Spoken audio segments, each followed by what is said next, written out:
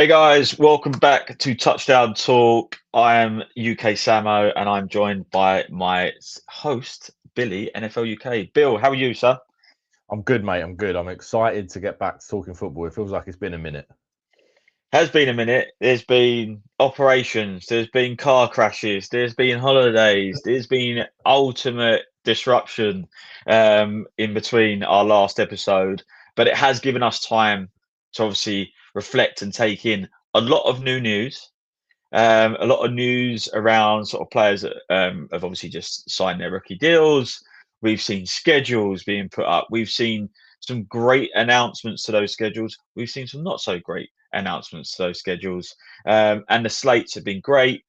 International games, and also a new member potentially joining the Touchdown Talk podcast. So we've got a lot to run through and catch up on in this episode. But let's talk about this schedule. And we see this opener, right, which is a Super Bowl rematch. Where do you see this one going, mate? And is it too much too soon for the NFL fan group? I think this was the right call. I think let's run it back. Super Bowl rematch to open the 2026 season. I think once the Rams and the Niners, we knew they were going to go into week one playing each other in Australia. You kind of looked at it and went, right, who's on that home slate that's the Seahawks have got that makes a big opener? And you go, well, look, I like divisional games to open, so they could have had, they could have hosted your Cardinals, but no disrespect, probably not the game we want to open the 2026 season. No, So no. how about run it back, mate? We had the Super Bowl, all the drama that's happening with the New England Patriots this off season. They've got, the Patriots are gonna stand there. The last game they played was getting beat and having to watch the Seahawks lift the trophy. Now the next game they play, they have to watch the Seahawks hang the banner. If that's not Mhm. motivation, then I don't know what is. I think It's it's the true. right choice in the NFL. Yes, it's great. It is great, and I think sometimes we wait too long to receive those games as well, which is quite annoying. So yeah, to get us straight into it, I think also when you watch those preseason games and you're just like, why are we watching this? This is just Oh, basically like playground tag, like with a ball in between. Like mm. so to go for literally 0 to 100 into those games, week one is absolutely insane. I mean, it's amazing to obviously see that game in Melbourne as well. Like heading over to Australia, I think is unbelievable for the league as well. Got to work out the time differences. Us poor British fans, like Oh, we get battered, time mate. differences. Oh, we do. So when I see comments online about, oh, I have to get up early, or why are games being played internationally? You you want to be called. I say this. You want to be called world champs. Your sport needs to be played Played globally. across the world. Yeah, play it across the world. If you're saying that you've got the best players and no one else is close, then you better share some of that action, or do better at promoting the game so we get better players in each country to then be the world champs. And yes, the best league in the world will be in America for sure. But why not update and help those other leagues right now? Well, which I know the NFL have been doing, certainly in the UK, and now we're seeing this European League. So let's see how that plays out going forward. But um, amazing week one. But as I've just touched on, international games, we're going to see the Eagles here in London, which I'm actually looking forward to. Whilst the Philly fans are out there, and they are they are what I call the equivalent to like the Chelsea Leeds fans, that sort of thing. I think where you're probably, oh god, they're in town. I'm actually looking forward to this. I'm looking forward to having the Eagles fans in town, and making the most of what will be a championship stadium in Tottenham Hotspur. So it'd be really good to have some proper fans in that stadium as well at this point, because they're going to need it. But what do you think? Is that the standout game to you from the UK standpoint before we get on to anything else we see across Europe? Yeah, I think so. Eagles, Jags, I think. I mean, look, both Jags games. Eagles, they host the Eagles at Tottenham Stadium, and then the week after they host the Houston Texans at Wembley. Two fantastic games. You've got some really good quarterback matchups there. You've got two good defenses. I'm excited. You know, the Jags are a good football team. They made the playoffs last year. You know, they lost to my Bills, unfortunately for them, but they're a very, very good football team, and I think they'll be in and around the mix for the playoffs this year as well, which is such a nice change, because usually as UK fans, we've had the Jags over here for so long when they were going through they're not sure if they are actually a very good football team period for the last, whatever it was, 6 years, 7 years. Now to have a team that we're going to get to see twice in London that are a playoff caliber team, a good football team, there's expectations there. I think that's exciting for the UK and European fans. I'm also excited for the Washington game. Washington hosting the Indianapolis Colts at Tottenham. Daniel Jones, hopefully he's healthy. Jayden Daniels, hopefully he's healthy. I think that could be a bit of a barn burner, as I like to call them. The Colts don't like playing at home at all or anywhere in their own country. They seem to travel so much at the moment. I've seen sort of a league table of teams that have played abroad, and the Colts just basically spend more time outside of the States, just collecting stamps in their passport by the looks of things. But they'll be well and truly up for that game. That is a huge one. I'm looking forward to the Texans.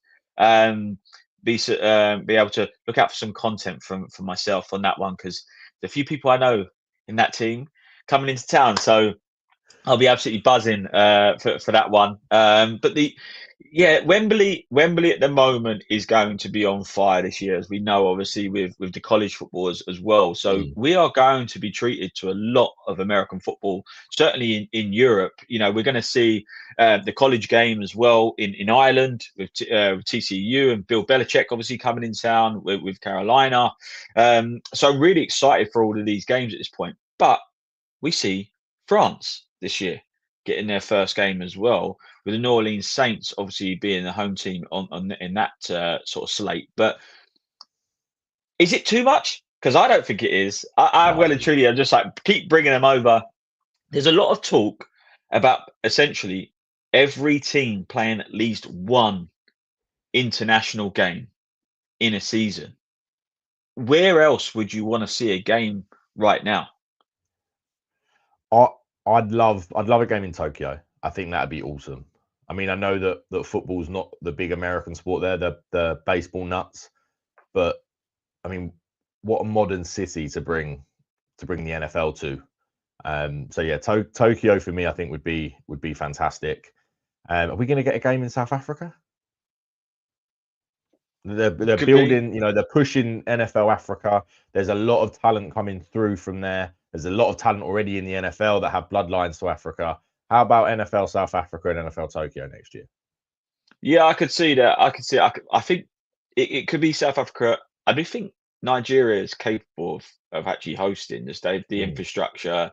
Lagos is obviously huge itself. I think OC obviously is a big advocate of obviously what goes down there from an NFL Africa perspective as well. So yeah, I think on all continents at the moment we're going to see games.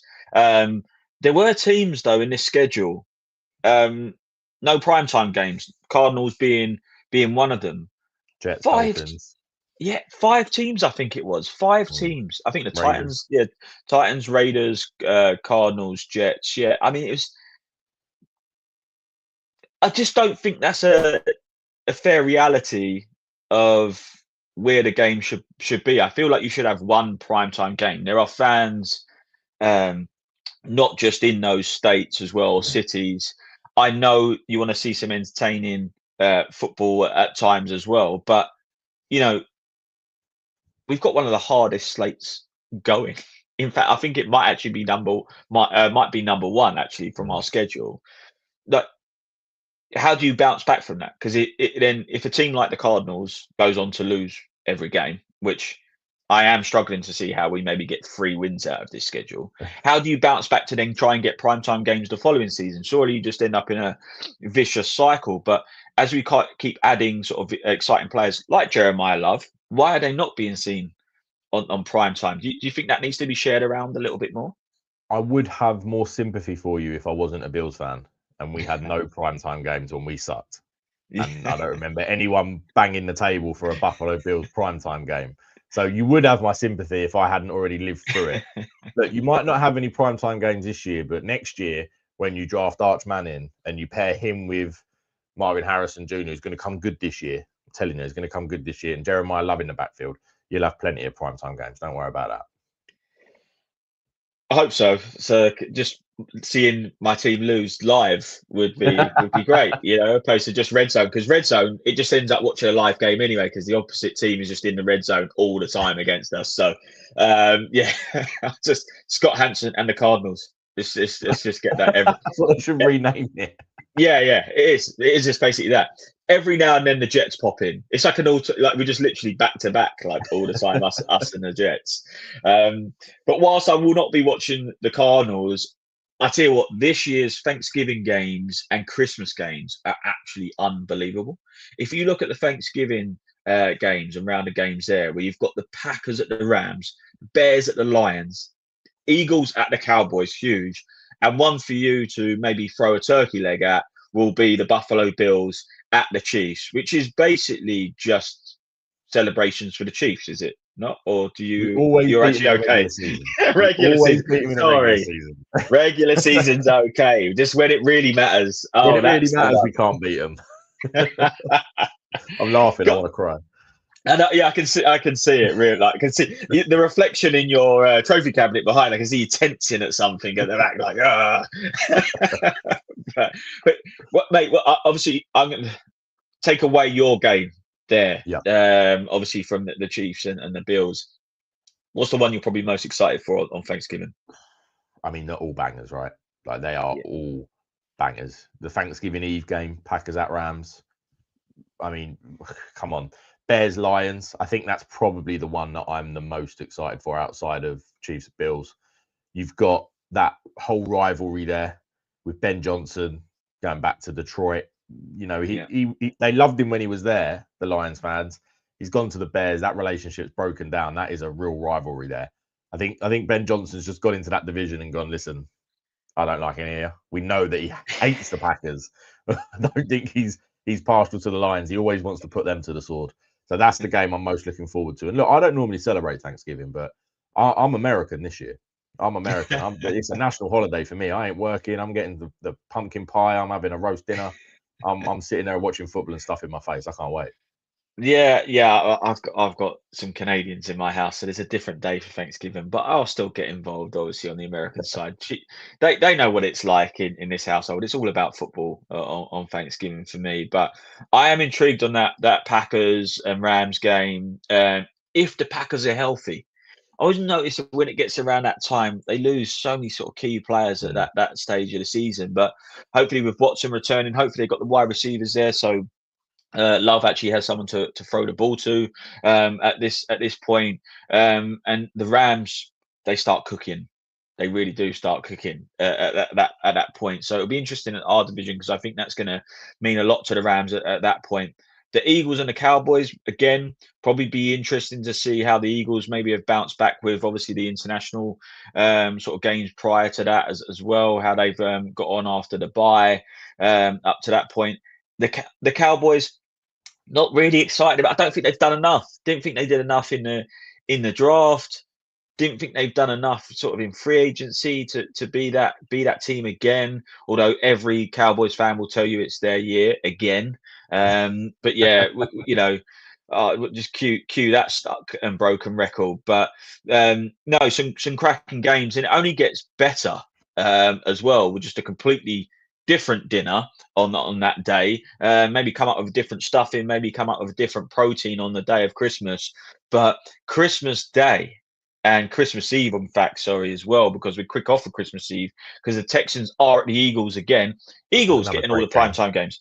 Oh, top game. Obviously, that Christmas Eve, awesome. Yeah, basically, my kids probably have to deal with Christmas on the 23rd of December, right? And they might. The thing is, it gets worse for them, because I've got to put in my football in general anyway. So when the Premier League got rid of Boxing Day games, I was like, oh yeah, I forgot. I've got a family in the house. It's actually see them. They got lucky that day. But this year, obviously with these games, again, we see the Texans at the Eagles, as I mentioned. The Packers are up there against the Bears. Obviously, they get to bring out their B team and play against their B team, which is Chicago Bears, because we know that they own them, as they keep saying, and Aaron Rodgers will keep reminding everyone that he did own the Bears. But then the Bills up against the Broncos, mate. I think that's a tricky game for you, mate. And I'll let you dissect that a little bit more. But then we do have a divisional game in the NFC West, which is going to be huge, which is the Rams taking on the Seahawks. That game for me is exciting. But the Bills and the Broncos, do you see the Broncos still being a top side? Do you think they've improved enough on paper? Yeah, I mean, I like the continuity they've got within the team. It doesn't seem like they've made many changes. Sean Payton's gone out. He drafted Justin Jolly to try and find himself that joker tight end that Evan Ingram wasn't quite last year. But I think the Broncos are going to be thereabouts as long as Bo Nix comes back healthy. I think that's really important for them. But this Christmas slate, man, you've got the Packers and the Bears who dislike each other. Like it's close to they might just hate each other, right? They might just hate each other. You've got the Rams and Seahawks, which might be the best rivalry in football at the moment. They're probably the two best teams in football at the moment. Yeah. And then you've got the Bills and Broncos. Obviously, the Broncos beat the Bills last year when in a game with a lot of controversy and all the rest of it. Christmas is supposed to be about love and peace, and you've got 3 rivalry games on Christmas Day. Violence, straight up violence on Christmas Day. Yeah, unbelievable. It's sometimes I always feel like that. I love the NFL. I love the concept of obviously going from the NFC, the AFC, getting championship games, and obviously best of the AFC, best of the NFC. There are times though when the best teams in football are from the same conference, as it were, from the NFC. That sometimes I do feel like we are stricken by not having the 2 best teams going at it in the Super Bowl, but we get them obviously in the championship game. I'm not to say that the Rams and the Seahawks would be that, but sometimes I do feel like, we kind of do miss out a little bit at times, rather than just having one giant league table, as it were, to then pick up the first v second at that point. But yeah, so make the most of these sorts of games, those divisional games, during the season. But it's just like great Christmas, and then after that, it's just then we're so close to playoffs. It's just like bang straight into it, and it just sort of goes even up another notch, like Mach 10. It's like Top Gun. just like right. How do we get up to Mach 10 at that point after just watching those games? Will be absolutely insane. But I've got to look at this now, right? And the schedule release, because you say we've seen obviously these important games, the prime time games as well, important times of the season. I love what teams now do, where it's not just like schedule's done. Like there's a big whole social media part. Basically, it's make or break for your social media manager and content team at this point. By the way, like this is their Super Bowl, right? To announce this schedule at this point. Do not get this wrong, because you will have people like myself making content about your content, which I did, because the Cardinals and that social media team. I don't like seeing people lose their job, but there are plenty of social media jobs available currently in Arizona for someone to go and get a new one, because that was trash. By the way, the laziness, right, of putting into Grok, ChatGPT, Claude, whatever AI fucking system you use, by the way, right? Yeah, bin it, cancel your subscription, get a new job, preferably one where you're fucking wheeling out trash. Because that's what you just did to me when I was. That's the only thing I had excitement for this season.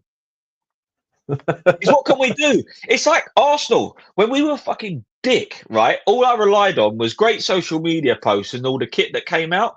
The Cardinals don't provide any good apparel as it is. I can never get anything over here apart from something from probably Primark that just says Arizona across the front, right? That Primark is awful. It's awful. Throw it in the bin, all of it. Honestly, with the social media team, because what am I watching? I knew our schedule was going to be terrible, but now you're just making it even worse.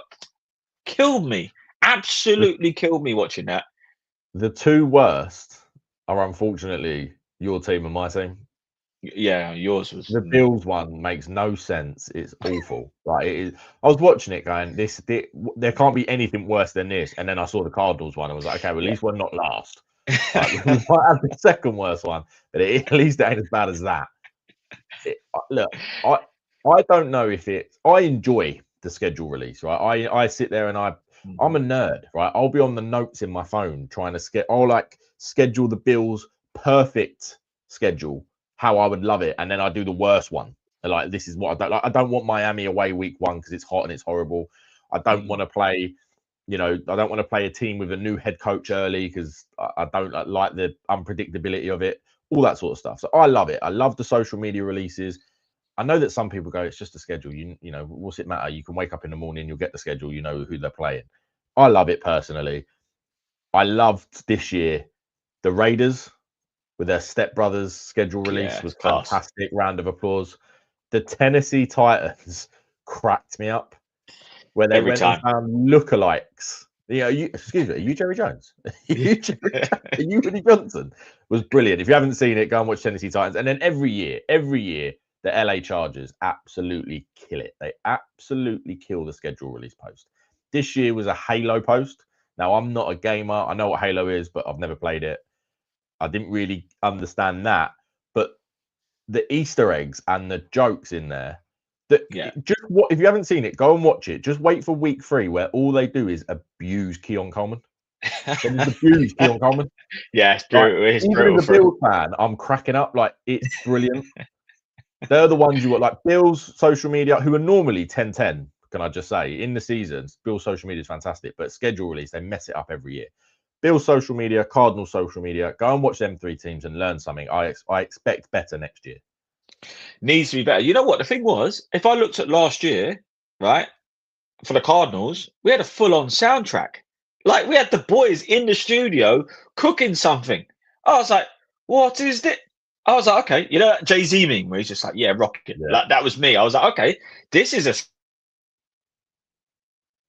smash, but at least this was decent, and I can rock this on a Sunday and block out Scott Hanson telling me that the Cardinals are in the red zone defending again. But honestly, like, I got to say, it is your time to shine as a social media team at that point to get that schedule right. We do have a sense of excitement for that time. What else are you doing in the off season? Do you know what I mean?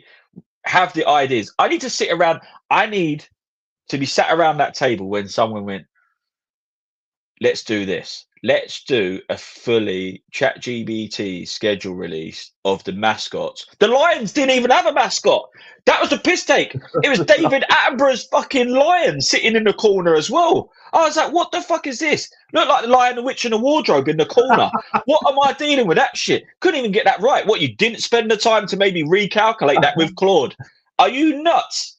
Honestly. Anyway, before I literally lose the plot, before September and we actually kick off as a Cardinals fan, right?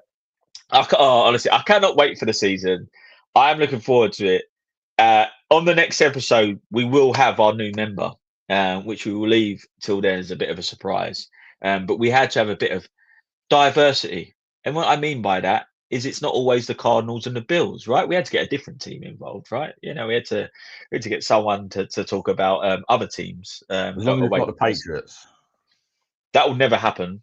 Fantastic. That will never happen. And it will never be anyone from the 49ers, the Seahawks, right, or the Rams, because, again, I can't allow that to happen. But, no, looking forward to having this person as a part of the pod as well. At the same time, we do probably need to start looking at these schedules and going predictions of wins, losses, who will be seen in the playoffs as well. We still have a matter of there are players available on free agency as well, so we need to make sure we can see where they may be going. Most of those guys that are on free agency still have active court cases, active things with divorce, and God knows what else. But they will probably be playing in an NFL team near you soon. But Bill, that has been another lovely episode of Touchdown Talk. Do you have any messages for fantasy owners right now? Because it looks like drafts are basically taking place and completed. See yourself winning it again, mate, in your leagues, and the Touchdown Talk League. Always. It was a bit dicey in that it got a bit aggressive in some of those trades I saw, mate. It did. Look, look, if you're fantasy drafting, if you're on your dynasty rookie drafts, don't overthink it. It's Jeremiah Love 101. Don't overthink it. Tate and Tyson, Tate and Tyson. I'm still up in the air. I'm not sure if I'm at pick 3 or 4. I'm not sure if I'm taking Tate or Tyson. Jadarian Price is a top 5 pick. And if you can, trade up and get yourself Skylar Bell in the 3rd round. I recommend it. Bill, just before we do end this, right? Did you see what I ended up with Tate, Mendoza, Yeah, I saw, yeah. and Love? I saw. I couldn't believe it. Honestly, so guys, just before we wrap this up, just to paint you this picture. I'm at 101 and 102, and I was like, okay, what can I do to get this right and see if I could trade anything, get the right picks. I end up with 105 as well, but 103. Obviously, I go Love, I go Mendoza. 103, I think Tate's going. No, he takes Price at 103. A little bit early. Only Price and Price and Tyson going, leaving Carnell Tate for me at that point. Thank you very much. See you in the championship game. But guys, that has been another episode of Touchdown Talk.